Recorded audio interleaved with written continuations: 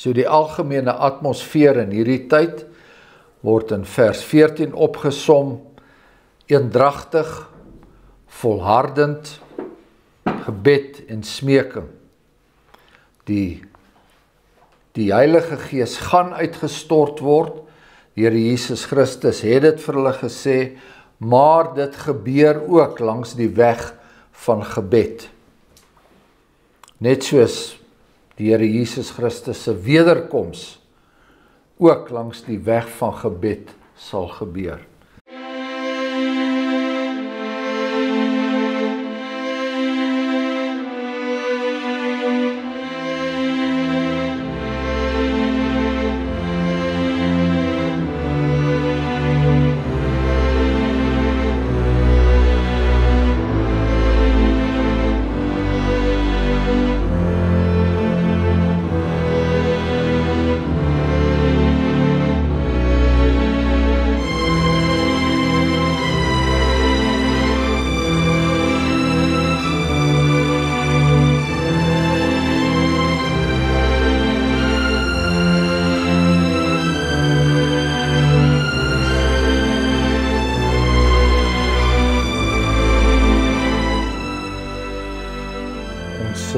Gaan voort uit die boek Handelinge.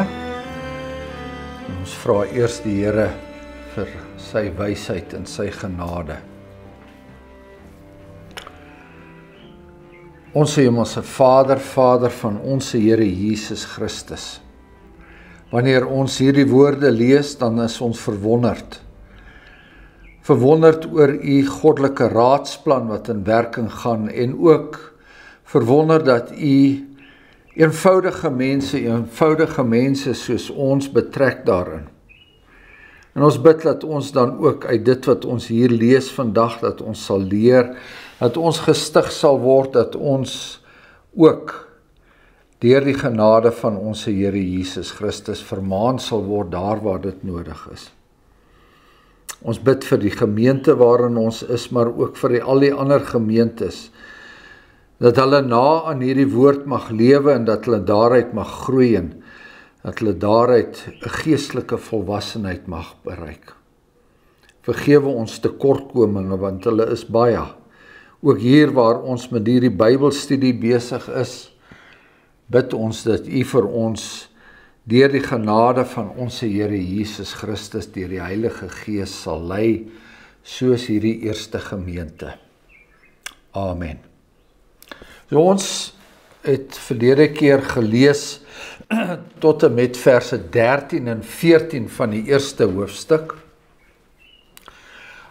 Na die opvaart van die Here Jesus Christus het die disippels na Jerusalem teruggekeer en dan lees ons in vers 13 en toe hulle daar kom, gaan hulle na die bovertrek waar hulle gewoond was om te vertoef. Naamlik Petrus en Jakobus, Johannes en Andreas, Filippus en Thomas, Bartolomeus en Matteus, Jakobus die seun van Alfeus en Simon die ywerhaar en Judas die seun van Jakobus. Hulle almal het eendragtig volhard in gebed en smeking, saam met 'n aantal vroue en Maria, die moeder van Jesus, en met sy broers. En nou gaan ons vandag aan, en in die dae het Petrus in die midde van die disippels opgestaan, die skare van persone daar by mekaar was omtrent 120, en gesê, broeders, hierdie skrif moes vervul word wat die Heilige Gees voorspel het deur die mond van Dawid, aangaande Judas, wat die leier was van die wat Jesus gevange geneem het. Want hy is saam met ons getal gereken en het die lot van hierdie bediening verkry. Hy het dan 'n stuk grond gekoop met die loon van ongeregtigheid en het vooroorgeval en oopgebars en al sy ingewande het uitgestort. En dit het bekend geword aan al die inwoners van Jerusalem, sodat hulle daardie stuk grond in hulle eie taal Akeldama genoem is. Dit is bloedgrond. Want daar staan geskrywe in die boek van die Psalms, laat sy woonplek woes word en laat daar geen inwoner in wees nie. En laat 'n ander een sy opsienersampt neem. En van die manne dan wat saam met ons rondgegaan het al die tyd waarin die Here Jesus by ons in en uitgegaan het, van die doop van Johannes af tot die dag dat hy van ons opgeneem is, van hulle moet daar een saam met ons getuie word van sy opstanding. En hulle 2 voorgestel, Josef, wat genoem is Barsabas, met die bynaam van Justus, en Matthias. En hulle het gebid en gesê, U, Here, wat die harte van almal ken, wys uit hierdie 2 die een aan wat U uitverkies het, om die lot van hierdie bediening en die apostelskap te verkry, waarvan Judas afgewyk het, om heen te gaan na sy eie plek. Toe werp hulle die lot, en die lot het op Matthias geval, en hy is gekies, om saam met die 11 apostels te wees. So die algemene atmosfeer in hierdie tyd word in vers 14 opgesom, eendragtig, volhardend, gebed en smeking. Die Heilige Gees gaan uitgestort word, die Here Jesus Christus het dit vir hulle gesê, maar dit gebeur ook langs die weg van gebed. Net soos die Here Jesus Christus se wederkoms ook langs die weg van gebed sal gebeur. Ons lees dit veral in Openbaring 8. Eendragtig, so almal is gefokus op dieselfde ding. En hier alreeds kry ons 'n aanduiding van die ideale gemeente. Nee, nou nie al die dinge wat in die boek Handelinge van die eerste gemeente beskryf word nie, is noodwendig vir ons vandag voorskrywend nie. So daar sekere dinge in die Bybel wat beskrywend is, maar nie alles is voorskrywend nie. Ek gaan vir nog 'n voorbeeld noem, want ons gaan vorentoe weer met hierdie tipe ding te doen kry. As jy in die Ou Testament lees, dat toe die ark in Jerusalem ingekom het, toe was Dawid so bly dat hy van sy klere ontslaag geraak het en hy het gedans voor die ark, van sy jubelende blydskap met daardie geleentheid. Nou kry jy gelowiges wat sê, maar ons moet ook in die kerk met ons dans, hulle noem dit selfs jare gelede koordanse hê. En kyk, Dawid het dan ook gedans voor die ark. Maar dit was 'n beskrywing van wat gebeur het, maar dit is nie vir ons 'n voorskrif wat ons in ons eie eredienste moet doen nie. So, maar eendragtigheid, volharding, gebed, dit is nog altyd deel van die eerste gemeente en dit sal altyd deel wees tot met die laaste gemeentes. Ons het laas genoem van die aantal vroue wat daar was, en ons weet dat die Here Jesus Christus dwars deur sy bediening, en Lukas maak spesiaal melding daarvan, op 'n hele paar plekke was hy gedien deur vroue, maar hier word Maria, die moeder van Jesus, uitgesonder. Nou sy was die een wat in die begin van die evangelie volgens Lukas die boodskap gekry het, dat sy gaan, hierdie kindjie is die verlosser wat Israel verwag, maar wat met hom gaan gebeur, gaan maak dat daar 'n swaard deur haar eie siel gaan. Natuurlik, want sy was daar met sy kruisiging, en 'n mens kan jou indink die swaard. Maar hier het ons nou iemand wat nou gerig is op die opgestane Christus, en dit wat hy vir die gemeente beteken. Maria, die moeder van Jesus. En waar ons verlede keer genoem het, dat Maria en sy broers het aanvanklik nie in hom geglo nie. Toe die Here Jesus met sy beweging begin, deur Galilea en deur Judea, en duisende mense stroom na hom toe, en dit het letterlik, ek wil amper sê, 'n chaotiese beweging ontaard. Party mense was so desperaat dat hulle siekes deur die dak laat kom het, en ander net om aan sy soem van sy klere te raak, en baie keer lees ons daar dat hulle het selfs by tye nie geleentheid gehad om te eet nie, so was die mense drukte gewees. So, Maria, sy ma en sy broers, ons lees dit in Markus 3 as ek reg kan onthou, het gekom en gesê, hierdie dinge moet nou stop. Dit moet nou stop, is nou genoeg hiervan. Daar was natuurlik ander aspekte ook rondom daardie, kom ons noem dit Jesus beweging deur Galilea en deur Judea en so meer, wat problematies was, maar nou, hier is hulle deel van die gemeente. En ons lees ook in 1 Korintiërs 15, dat die Here Jesus na sy opstanding aan meer as 500 verskyn het. Het word nie genoem in die boek Handelinge nie, ook nie in die evangelies nie, maar die apostel Paulus meld dit in 1 Korintiërs 15, waar hy skryf oor die opstanding. En dan meld hy ook spesifiek dat die Here Jesus Christus aan Jakobus verskyn het. Dit was nou die ander broer van die Here Jesus Christus. Julle sal onthou dat ons nie die Jakobusse moet verwar nie. So, daar is hulle nou. En wat is die taak wat nou op hande is? Die taak is om die getal van die aantal apostels, om dit weer voltallig te maak. Ons weet hoe groot behaag daar die duiwel daarin moes gehad het, om een uit daardie 12 uit weg te neem. Daardie aand toe die Satan in Judas ingevaar het, die aand voor die kruisiging met die instelling van die nagmaal, en ons lees dat Judas was die nag ingevaar.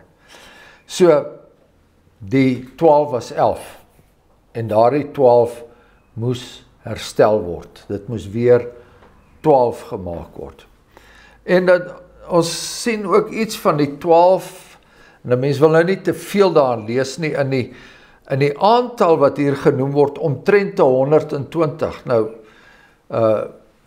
iemand het nou opgemerk rondom daardie 120, Lukas was baie presies in sy geskiedskrywing, maar hy sê nie daar's 120 nie, want die mense was nie presies seker nie, so omtrent 120.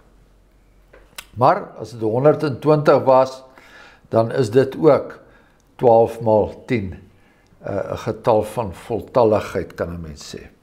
En wie staan op? Petrus. Petrus staan op. Hy wat nou weer in ere herstel is. Ons lees dit in Johannes, daai langs die see van Galilea, die opgestane Jesus aan hulle verskyn daar langs die viswaters. Hy het vir Petrus 3 maal gevra, Petrus, het jy my lief?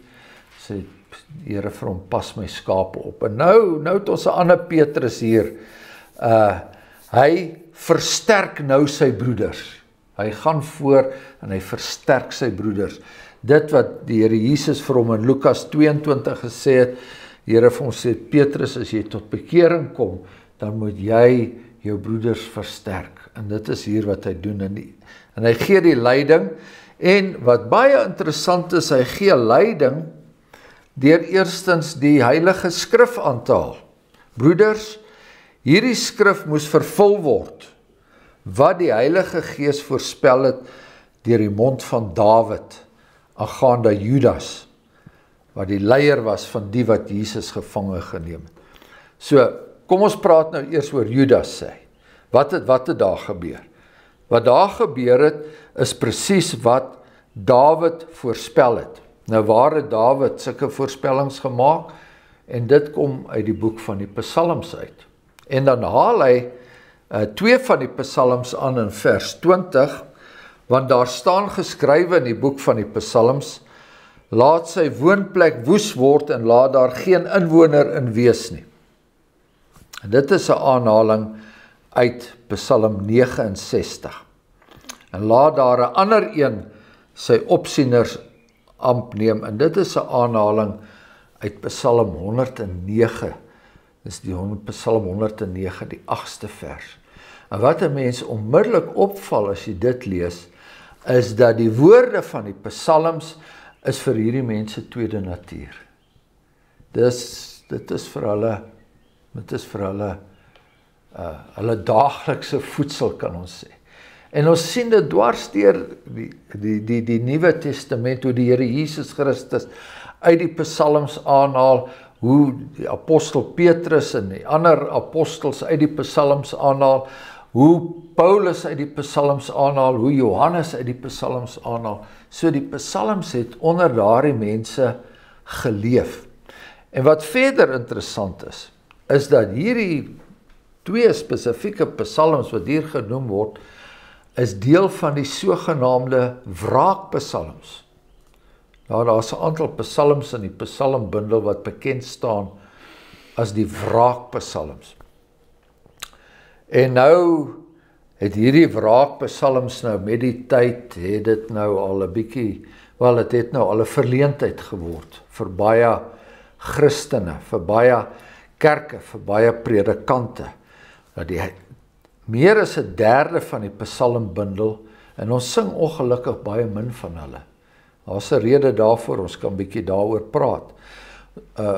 Is omdat hierdie psalms praat van God se wraak en God se oordeel en hoe hy kom. Daar's een wat baie bekend is by ons het hom nou Sondag het ons vers 3 gesing, is Psalm 68 die eerste vers. Die Heer sal opstaan tot die stryd. En hy sal sy haters ver en wyd laat wegvlug voor sy oë.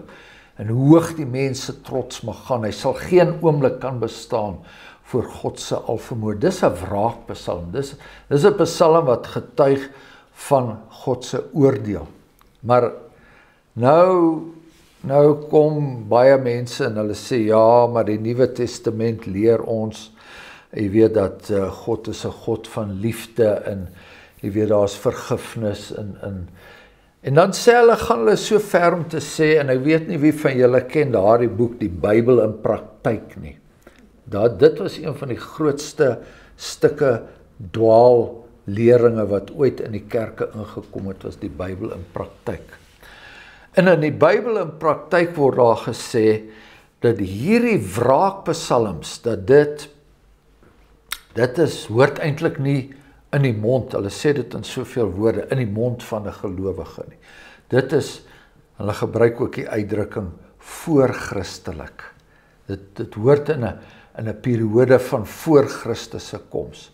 So, dit rym nie met die Jesus Christus van liefde en vergifnis en hoe hy alle sondaars omhels en al die tipe dinge, en hoe gelowiges hulle vyande moet vergewe en so meer. So, die wraakpsalms word dan heeltemal uitgeskuif. Soos ons dit ook inderdaad ook tot 'n groot mate in ons eie liturgie nou al uitgeskuif het.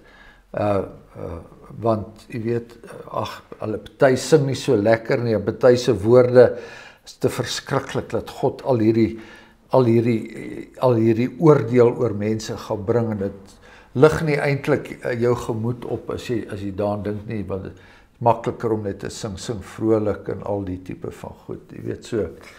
Maar hulle is daar en hulle sal weer hulle regmatige plek inneem. Maar hier sien ons hoe die apostel Petrus, hoe hy sy redenasie begrond ten opsigte van Judas, is God se wraak. God se wraak in die lewe van Judas. Hy was saam met ons getal gereken, hy het 'n wonderlike bediening gekry, hy het die lot van hierdie bediening gekry, al die wonderdade van Jesus Christus aanskou, en dit is nou vers 17, maar hy het die loon van ongeregtigheid liewer gehad as die Here. Wat het met hom gebeur? Vers 18, hy het dan 'n stuk grond gekoop met die loon van ongeregtigheid. Die loon van ongeregtigheid is 'n uitdrukking wat spesifiek op Bileam, daar in die Ou Testament, Numeri 22, op hom van toepassing was. Hy het geld gevat om God se volk te na te kom. So het Judas geld gevat om die Here Jesus Christus te na te kom. Hy het die loon vir ongeregtigheid, met daardie loon is die stuk grond gekoop en hy het vooroorgeval, oopgebars en al sy ingewande het uitgestort. Nou wanneer ons in Matteus 27 lees, hiervan dan lyk dit vir ons nie presies dieselfde nie, want Matteus sê dat die skrifgeleerdes, die Joodse raad het daai geld gevat en hulle daai grond daarmee gekoop, en hier sê dit dat Judas dit self gekoop het. So, die feit van die saak is, daai geld het gegaan, en of die priesters dit gekoop het, namens Judas, en of Judas dit self gekoop het, is nie eintlik van veel belang nie, maar daai grond het bekend gestaan uiteindelik as bloedgrond, en almal het geweet, dit hou verband met Judas en sy verraad. Nou in Matteus 27, soos ons gesê het, staan daar, hy het homself opgehang, maar niks plaas dit buite die raamwerk van moontlikheid, dat hy ook daar van daai boom afgeval het, wie weet hoe lank hy daar gehang het, opgeswel was, neergeval het, en presies dit gebeur het, wat hier so staan, dat sy ingewande uitgestort het, toe hy neerval. Ek meen, as jy 'n dier wat te lank in die veld gelê het, as die sou val, sou jy dieselfde. So, dis 'n verskriklike oordeel, wat Judas hier oor homself gehaal word. En dan, soos ons gesê het in vers 20, haal hy daai 2 wraakpsalms aan, en ons sien hoe lewendig die psalms daarin was, maar nou, by vers 21, van die manne dan, wat met ons saamgegaan het, met ons rondgegaan het, al die tyd waarin die Here Jesus by ons ingegaan en uitgegaan het, van die doop van Johannes af tot die dag dat hy van ons opgeneem is. Van hulle moet een saam met ons 'n getuie word van sy opstanding. Nou moet 'n mens 'n bietjie oplet in die Nuwe Testament, hoe belangrik dit vir die eerste gelowiges was, vir die apostels was, en hoe belangrik dit vir die apostel Paulus was, om die Here Jesus Christus se opstanding te beklemtoon. Kyk, die Here Jesus Christus het aan die kruis gesterf, en ons sondes is daar uitgewis. Hy het uit die dood uit opgestaan, hy het na die hemel gevaar, al daai dinge het hy gedoen, maar dit is die Nuwe Testament lê geweldig klem op die opstanding van Christus. Dis nou trouwens 'n waarheid wat selfs in die geleedere van gereformeerde kerke nou deur wetenskaplikes, Bybelwetenskaplikes bevraagteken word, of daar werklik 'n fisiese opstanding was, en daar selfs by van die NG Kerk se synodes is daar gesê, ons hoef nie te glo in 'n werklike fisiese opstanding nie. 'n Mens kan dit ook lees as Christus het opgestaan, maar ons moet ook geestelik opstaan. Die tipe van ding, met ander woorde, dit alles vergeestelik. Maar die opstanding was baie belangrik in die vroeë kerk, en dit is vandag nog. Nou hier sien ons dan ook hoe daar 2 mense voorgestel word. So die gemeente kom met name na vore. Barsabas en Matthias. En hulle het gebid. Dit is wat ons vandag nog met die verkiesing van amptdraers doen. Ons moet bid.